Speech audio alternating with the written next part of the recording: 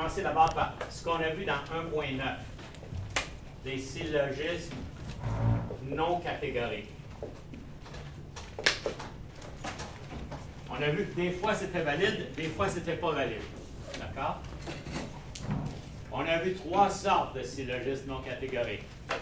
Et c'est défini par quoi? Par la première phrase, par la proposition majeure. Donc la majeure nous dit quoi? Quelle sorte qu'on a? Si alors. C'est quelle sorte de syllogisme? Hypothétique. Hypothétique. Ensuite, on a vu quoi? Une majeure où on a quoi? Ou encore une possibilité? Ou bien.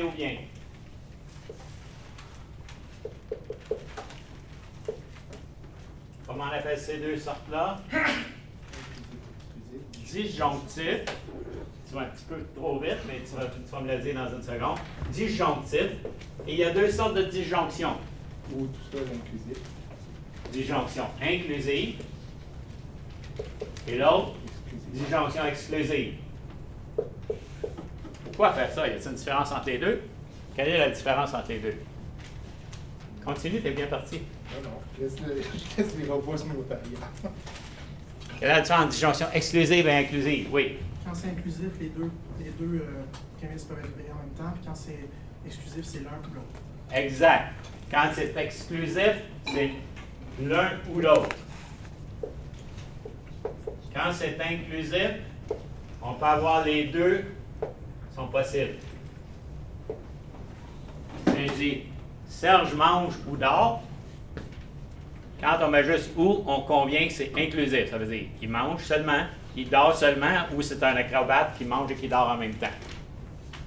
Si c'est exclusif, ou bien Serge mange ou bien Serge dort, ça veut dire on sait qu'il fait un des deux, mais on ne sait pas lequel. Peut-être qu'il mange, à ce moment-là, il ne dort pas. Peut-être qu'il dort, à ce moment-là, il ne mange pas. OK.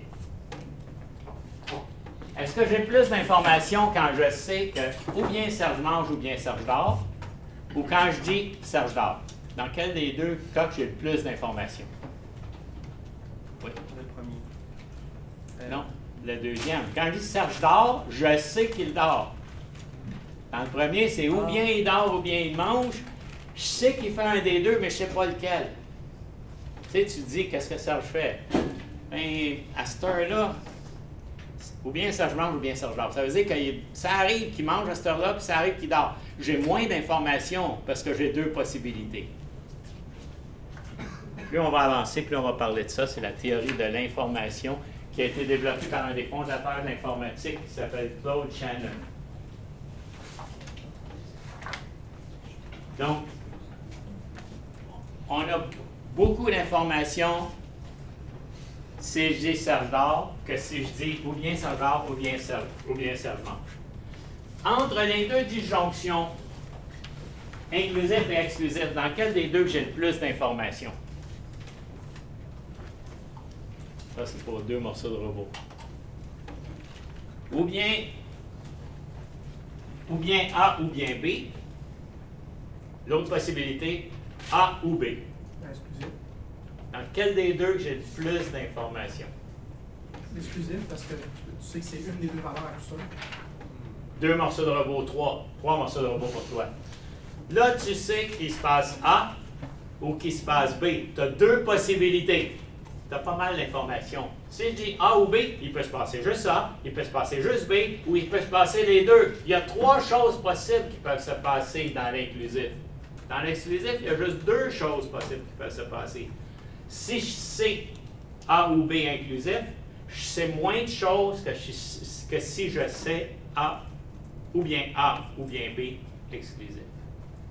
Et je sais moins de choses dans ou bien A ou bien B que A. OK? Ça va se traduire dans ce qu'on va voir aujourd'hui par des valeurs de vérité. Quand il y a beaucoup de vrais, j'ai moins d'informations parce qu'il y a plusieurs possibilités. Quand il y a moins de vrais, j'ai plus d'informations. OK, on va voir ça aujourd'hui. OK, on avait une 3e sorte de syllogisme non catégorique, à part disjonctif et hypothétique. Inconclusif. Incompatibilité. Incompatibilité. OK. Des fois, c'est valide, des fois, c'est invalide.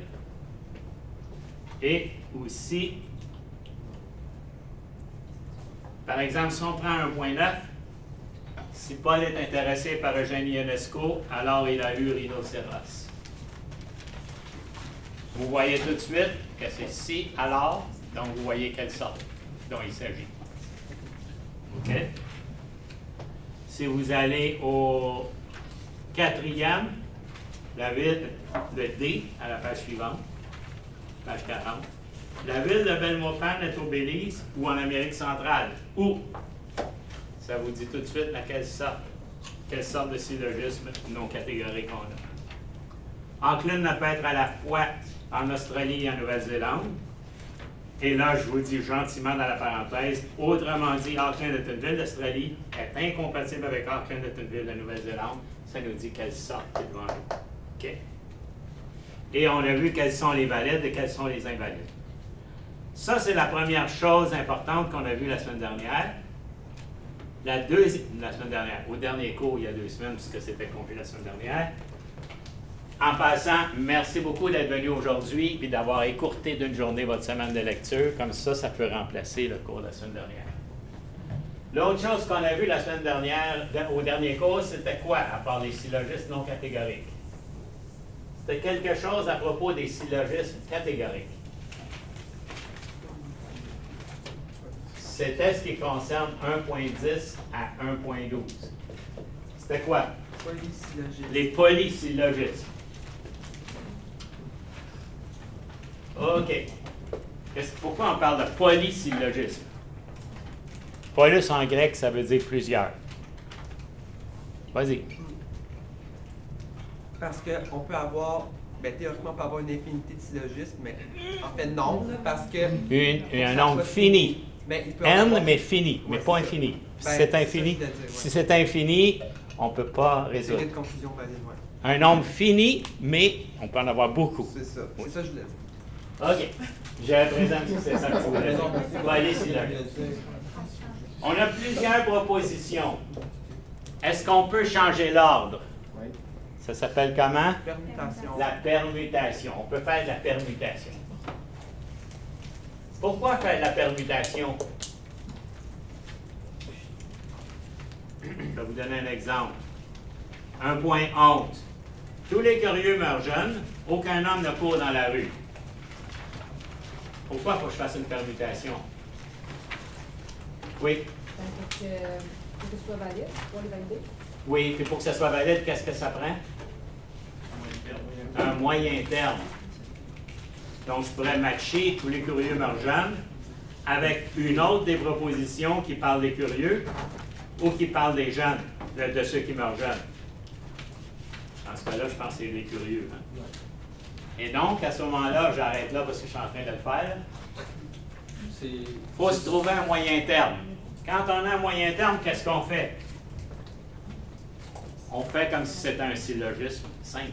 Hein? Donc, on fait d'abord la forme standard.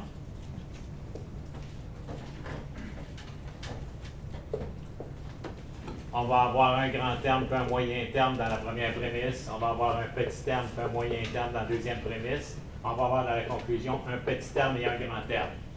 Est-ce qu'on peut changer ça dans 1.10, 1.11 et 1.12? Oui, on peut peut-être faire grand terme, petit terme. À quelles conditions? De respecter nos règles. OK. Donc, on fait la forme standard. Là, j'ai fait une forme standard. Je peux dire la figure à partir de la forme standard. Dans ce cas-là, ce serait quoi ma figure?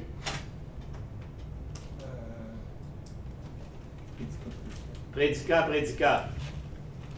Donc, ce serait la figure PP. Dans mon exemple fictif que j'ai là. Oui? Ça nous permet aussi la permutation de régler des problèmes de la règle 2. Souvent, la règle 2, Oui. en inversant. Oui. 2 morceaux de robot pour toi. Si j'ai ça, il est possible que j'enfreigne la règle 2. Et si je fais ça, ça va peut-être éviter d'enfreindre la règle 2. C'est quoi cette règle 2-là qui est si importante? Rappelle-nous la donc.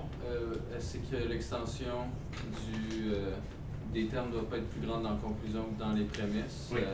Et avec la négation, ben, c'est pris universellement. Tandis que ben, si c'est inverse, ben, la négation, ça va être l'autre terme qui va être pris universellement. Parfait, parfait. Et donc, à ce moment-là, si on a un terme qui est pris de manière particulière dans la prémisse, il faut absolument qu'il soit particulier dans la conclusion, pas de manière pas universelle. Exact. Ce que tu dis là est très beau. Oui. Mais là, on a le droit de faire petit terme, grand terme, puis juste dire, moi, je décide si grand terme, petit terme maintenant, puis c'est correct. Si ça, c'est pas valide, puis que ça, c'est valide, oui. Ah. Bon, ben, ça change bien des choses. OK, merci. Oui, oui, mais pas à 1.8. À 1.8, on garde toujours petit terme, grand terme. Petit terme, sujet, grand terme, Ouais, prédicat. mais à 1.10, on peut. Mais à 1.10, 1.11 et 1.12, on peut faire ça. Si c'est valide. OK. Après avoir fait la forme standard et la figure, qu'est-ce qu'on peut faire? Le mode. Comme par exemple, avoir A, E, A. Est-ce que ça se peut A, E, A? Non. Pourquoi? Toi, tu dis ça se peut pas. Pourquoi ça se peut pas? Non, parce qu'il y a une négation. Il y a une négative. Donc, tu as tout à fait raison, un morceau de robot pour toi. Fait que si on part avec A, E, qu'est-ce qu'on peut avoir comme conclusion? E. Et si ça ne marche pas? O. Si ça ne marche pas, rien. Parfait. Donc, ça serait E. Si ça ne marche pas, on passe à A. O. Si ça ne marche pas, on passe à rien. Hey, c'est très beau ce que vous me dites là. Vous répondez taf, taf, taf à toutes mes questions. C'est toute beauté. Mon cœur palpite. On fait aussi les cercles de l'air. Vous savez comment? Hein? Ça, c'est cercle de l'air de quoi? Une A. Ça, c'est cercle de l'air de quoi? E. Ça, c'est cercle de l'air de quoi? I. Et cercle de l'air de O. Toute beauté encore. OK. Après ça, vous arrivez à essayer de formuler votre conclusion. Toujours selon l'ordre que notre collègue nous a proposé, on commence à essayer une conclusion universelle. Si on ne peut pas, on va en particulier. Si on ne peut pas, il n'y a pas de conclusion valide. On a une conclusion valide à la condition de respecter nos 8 règles. Vous les connaissez. Vous pouvez y retourner à vos 8 règles. On va les regarder ensemble.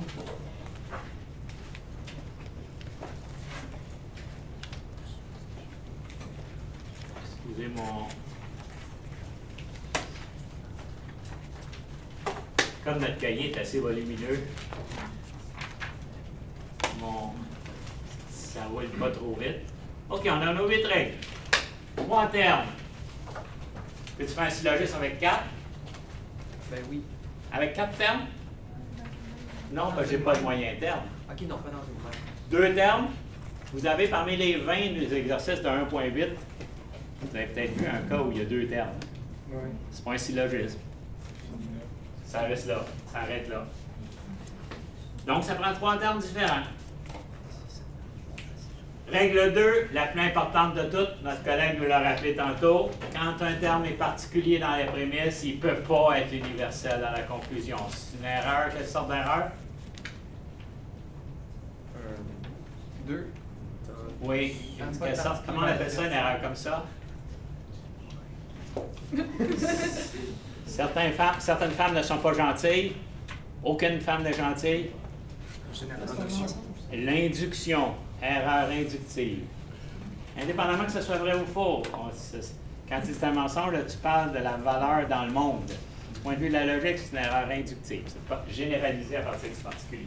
Donc, la règle 2, elle est là pour nous éviter de faire des erreurs d'induction. 2 Amérindiens font de la contrebande, tous les Amérindiens sont des contrebandiers. Hein? Erreur d'induction. Mais on a vu avec la règle 2 que parfois l'induction, elle est subtile. Hein?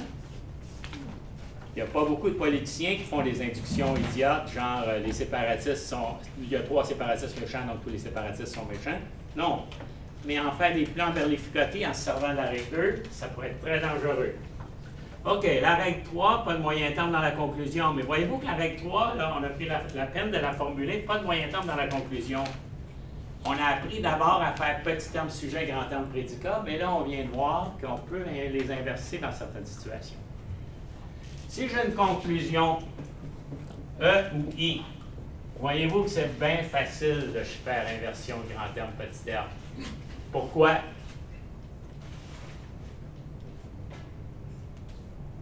Si ma conclusion est E ou si ma conclusion est I, je peux avoir la conclusion comme ça, je peux avoir la conclusion comme ça pose aucun problème. Pourquoi? Parce que tu en as un des termes qui est particulier, l'autre universel. Non, pensez-y. Aucun A n'est B, je peux dire aucun A n'est B ou je peux dire aucun B n'est A. Pourquoi? Parce que je peux faire ces deux propositions qui se convertissent simplement. Conversion simple. Parce que dans la E, j'ai deux universels, le sujet et le prédicat, puis dans la I, j'ai deux particuliers, le sujet et le prédicat. Donc, une E et une I, ça se lit dans les deux sens. Certains A sont B, certains B sont A. Aucun A n'est B, aucun B n'est A. Ça se lit dans les deux sens. Tout le temps, une E et une I. Une A et une O, c'est plus compliqué à convertir. OK. Ensuite, on regarde nos règles encore. La règle 4. Donc, dans la règle 3, le moyen terme n'apparaît jamais dans la conclusion. Donc, dans la conclusion, toujours le petit terme et le grand terme. Pourquoi pas de moyen terme dans la conclusion? Parce que le moyen terme, on a tout dit sur lui déjà dans les deux prémices. Hein? On a dit son lien avec le grand terme dans la première prémisse, puis on a dit son lien avec le petit terme. Fait qu'on ne peut pas le rassocier à d'autres choses que ces deux termes-là. Il y a trois termes en tout. Fait que dire quelque chose du moyen terme dans la conclusion, ce serait répéter une des deux prémisses. Donc, on n'a pas d'affaire à mettre le moyen terme dans la conclusion. C'est le moyen terme au sens de celui qui est le moyen, qui est l'intermédiaire entre les deux autres. OK, la règle 4 qui est bien importante aussi, le moyen terme doit être pris au moins une fois universel. Puis j'ai écrit entre parenthèses, sinon il n'y a pas de lien logique certain entre le petit terme et le grand terme. Pour qu'il y ait un lien logique absolument certain entre les deux, il faut qu'au moins une fois on parle de tous les individus qui sont dans le moyen terme. Et les règles sur les propositions, pas deux négatives, de sorte que si je suis dans une situation et j'ai E-O, tout de suite, vous pouvez arrêter, mettre un beau X après, puis dire la règle 5 est en frein. D'accord? J'ai deux négatives.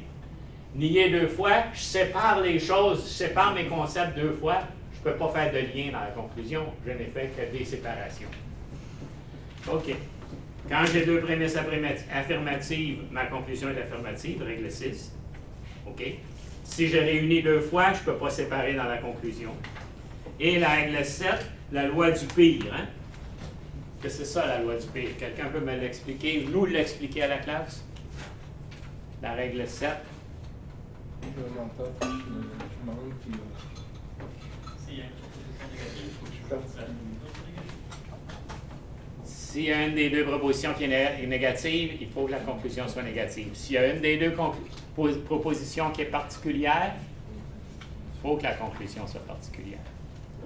C'est une manière d'éviter de faire l'induction aussi. Et la règle 8, pas deux particulières. Je sais que certains A sont des B, puis je sais que certains B sont des C. Ça ne m'assure pas de faire un lien entre les A et les C. Certains ontariens sont conservateurs, certains conservateurs vivent en Alberta. Peux-tu faire un lien entre les ontariens et les gens d'Alberta? Non. Oui? Est-ce qu'il est possible de faire un polysyllogisme circulaire, c'est-à-dire qu'il revient au point de départ, tout en restant logique, ou ça serait plus logique? Ça pourrait arriver si on avait, par exemple, célibataires puis non mariés, puis on commence avec les célibataires, puis on finit avec les non mariés, puis la dernière proposition dit la même chose que la première. Mais là, à ce moment-là, il y aurait deux possibilités. Quelqu'un qui dise « on a un syllogisme valide », qui dit la même chose que ce qu'on avait au début, sauf au lieu de parler des célibataires, il parle des non-mariés. Puis un autre pourrait dire « c'est pas un polysyllogisme, parce que célibataire puis non-marié, c'est deux termes équivalents entre eux qui ont la même extension. » Donc, si on interprète célibataire et non marié comme la même chose, c'est un cercle vicieux et ce n'est pas un syllogisme. Si on considère que c'est deux choses différentes, pour une raison ou pour une autre, on considère que mon usage du français fait en sorte que je ne considère pas que célibataire et non marié, c'est exactement équivalent, à ce moment-là, ça ferait un syllogisme. Donc, pour qu'un syllogisme soit valide, il faut forcément qu'il soit linéaire. Il peut Oui. de toute façon aller de l'avant, il ne peut pas revenir sur C'est son ça, point de c'est ça. Sa structure est linéarité. C'est-à-dire, j'ai les A puis les B et les C, donc les A avec les C. Ensuite, j'ajoute les D, et donc ça fait une succession, on pourrait dire, de la monotonie. D'un point de vue strictement formel, c'est de la monotonie. Comme en mathématiques, quand une fonction croît tout le temps ou décroît tout le temps, elle est monotone. Et si la fonction marche comme un sinus, comme ça, on dit qu'elle est non monotone. Donc la logique de ce point de vue-là, la logique classique en particulier, elle est monotone. Et donc c'est une succession, un enchaînement dans une direction de raisonnement. Là, les cercles là, c'est un bon exemple. Tu peux avoir un cercle dans un cercle à l'infini. Exactement, exactement. Sinon, ce ne serait pas un syllogisme. Exactement. Et ça concerne un problème qu'on va voir plus loin, que le problème des paradoxes logiques. Un problème qui va être soulevé quand, par exemple, on permettrait qu'un ensemble qui contient des éléments, un des éléments serait l'ensemble lui-même. C'est un problème qu'on va voir plus loin, c'est ce qu'on appelle le paradoxe de Russell, parce que c'est Bertrand Russell qui l'a développé. Par exemple, si je prends l'ensemble des cuillères à soupe, ça comprend ta cuillère à soupe, la sienne, la mienne, etc. Ça, c'est un ensemble standard. Mais si je parle de l'ensemble des non-cuillères à soupe, ça comprend les autobus, les chiens, etc., tout ce qui n'est pas une cuillère à soupe. Mais l'ensemble des non-cuillères à soupe est lui-même une non-cuillère à soupe. Et donc, à ce moment-là, il est élément de lui-même. Et ça crée des paradoxes. En physique, durant notre cours sur Russell, elle nous a dit que Russell, sa logique permettait de résoudre des problèmes comme l'actuel roi de France est chauve, que Oui. c'était pas logique. Oui, À la base. Mais- oui. On va voir ça dans la section 3 du Mais vous cours. ne pensez pas que le paradoxe que vous venez juste d'énumérer, c'est juste un problème de langage ou de définition des termes? Parce que peut-être que l'ensemble des non-cuillères, comme vous dites, c'est peut-être, il faut bien le nuancer. Je ne sais pas si vous comprenez ce que je veux dire. Bien, c'est-à-dire qu'on va découvrir une règle qui est le principe du cercle vicieux, qui va faire en sorte qu'on va exclure ces sortes d'ensembles-là pour éviter les paradoxes. Mais permettez-moi de vous dire, on va arrêter ça ici parce qu'on va faire, il y a une partie d'un cours dans la section 3 qui va porter exactement là-dessus. Oui. Pour la règle 8, est-ce que une autre façon de dire ça, c'est qu'on ne peut pas avoir de i ou est-ce que... Oui, on ne peut pas avoir deux i, on ne peut pas avoir deux o, on ne peut pas avoir une i et une o, on ne peut pas avoir une o et une i. Ça, c'est les 4 combinaisons possibles de 2 particulières. Exactement. Donc, si vous avez I-O, dites tout de suite X, Serge, tu ne respectes pas la règle 8. Exact. OK. On va maintenant passer à la section 2 du cours. Et qu'est-ce que c'est la section 2? C'est